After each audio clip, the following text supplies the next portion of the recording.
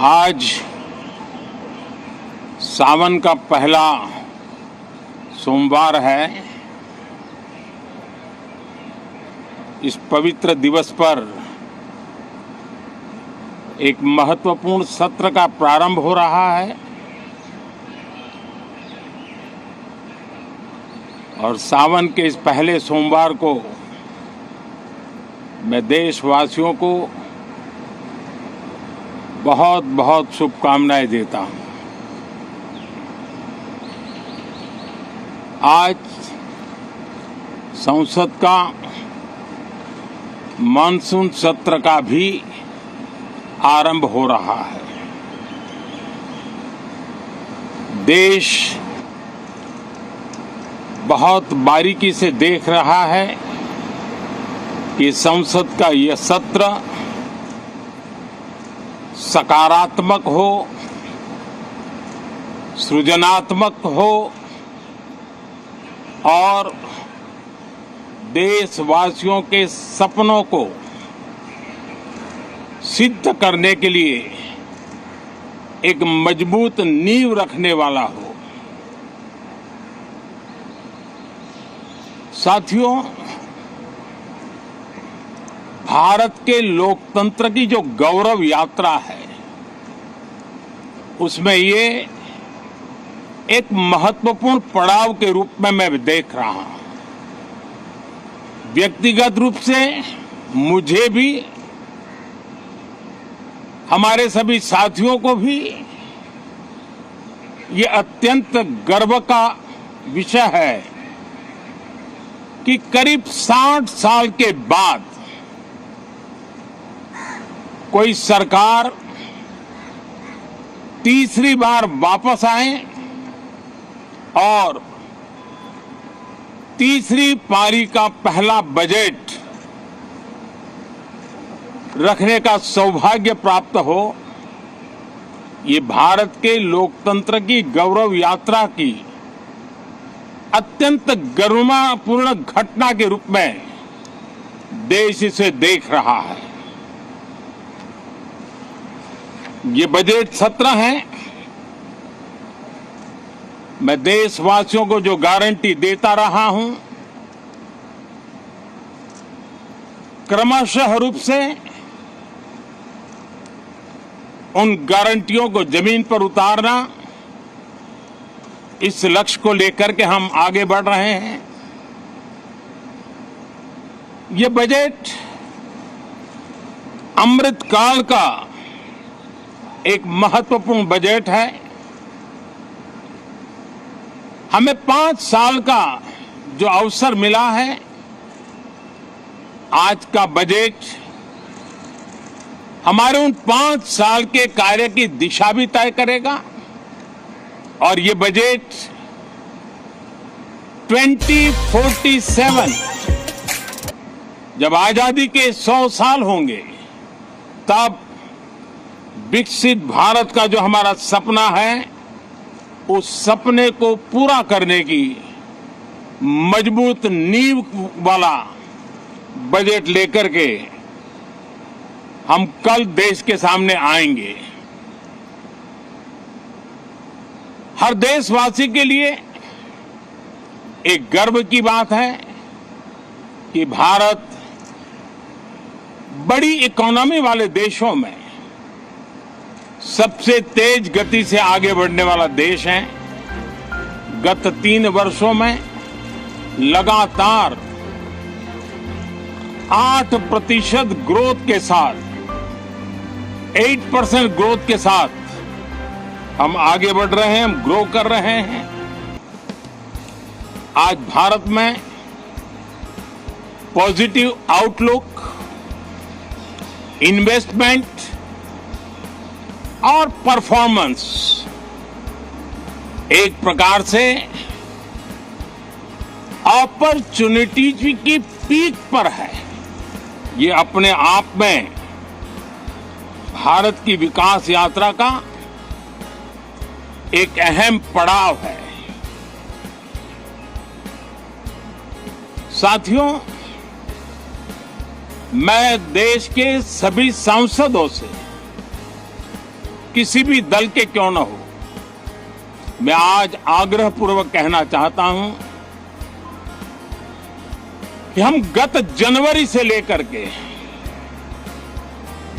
हम लोगों के पास जितना सामर्थ्य था, उस सामर्थ्य को लेकर के जितनी लड़ाई लड़नी थी लड़ ली। जनता को जो बात बतानी थी बता दी। किसी ने राह दिखाने का प्रयास किया, किसी ने गुमराह करने का प्रयास किया, लेकिन अब वो दौर समाप्त हुआ। देशवासियों ने अपना निर्णय दे दिया। अब चुने हुए सभी सांसदों का कर्तव्य है, सभी राजनीतिक दलों की विशेष जिम्मेवारी है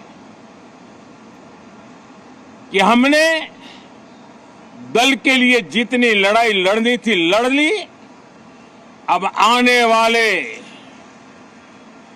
5 वर्ष के लिए हमें देश के लिए लड़ना है, देश के लिए जूझना है, एक और नेक बनकर के जूझना है।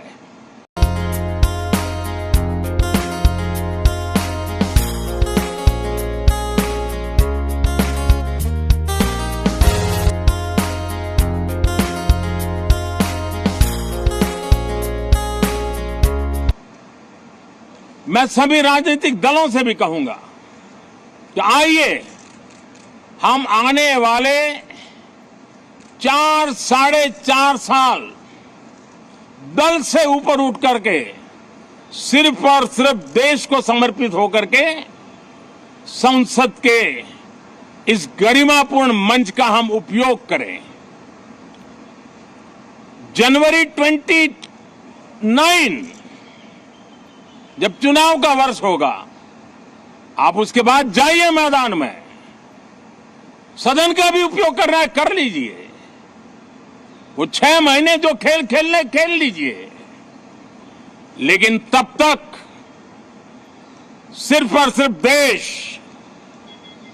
देश के गरीब, देश के किसान, देश के युवा, देश की महिलाएं, उनके सामर्थ्य के लिए, उनको एम्पावर करने के लिए जन भागीदारी का एक जन आंदोलन खड़ा कर करके 2047 के सपने को पूरा करने के लिए हम पूरी ताकत लगाए। मुझे आज बहुत दुख के साथ कहना है कि 2014 के बाद कोई सांसद 5 साल के लिए आए, कुछ सांसदों को 10 साल के लिए मौका मिला, लेकिन बहुत से सांसद ऐसे थे जिनको अपने क्षेत्र की बात करने का अवसर नहीं मिला, अपने विचारों से संसद को समृद्ध करने का अवसर नहीं मिला, क्योंकि कुछ दलों की नकारात्मक राजनीति ने देश के संसद के महत्वपूर्ण समय को एक प्रकार से अपनी राजनीतिक विफलताओं को ढांकने के लिए दुरुपयोग किया है। मैं सभी दलों से आग्रहपूर्वक कहता हूं कि कम से कम जो पहली बार सदन में आए हैं, ऐसे बहुत बड़ी संख्या में हमारे माननीय सांसद हैं और सभी दल में हैं, उनको अवसर दीजिए, चर्चा में उनके विचारों को प्रकट करने का मौका दीजिए, ज्यादा से ज्यादा लोगों को आगे आने का अवसर दीजिए। और आपने देखा होगा कि पार्लियामेंट के नए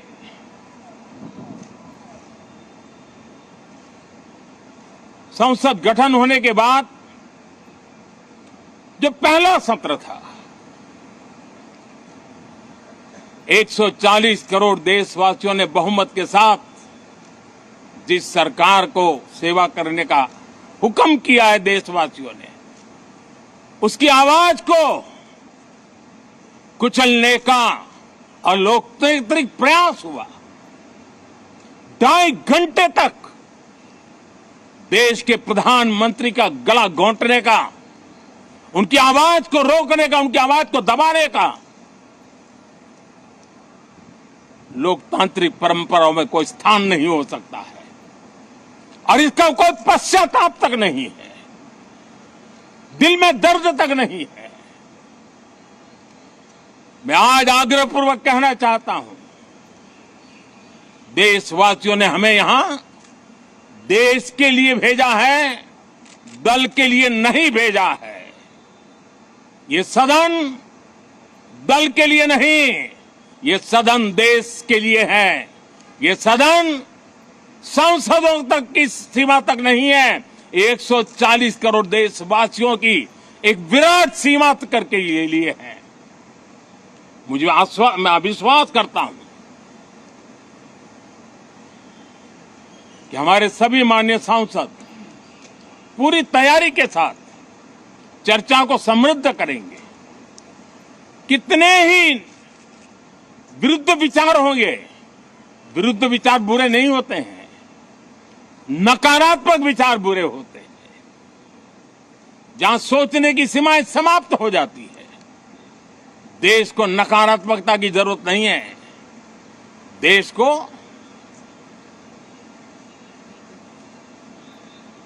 एक विचारधारा, प्रगति की विचारधारा, विकास की विचारधारा, देश को नई ऊंचाइयों पर ले जाने वाली विचारधारा से हमें आगे बढ़ाना होगा।